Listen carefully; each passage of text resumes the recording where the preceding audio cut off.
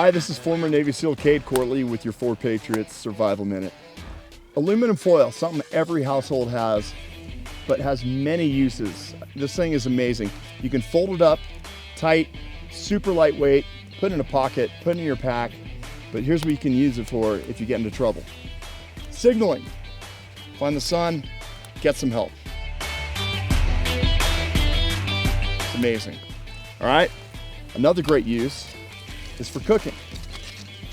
Unfold it, stick your fist in there, form it around your fist,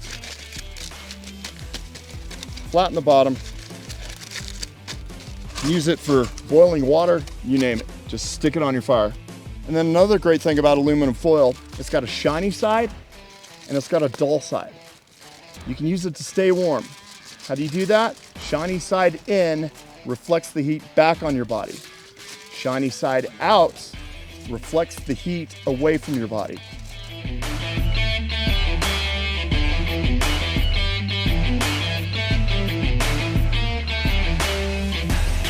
So those are three great things that aluminum foil can be used for to save your life. This is Cade Courtley with your Survival Minute. Be a survivor, not a statistic.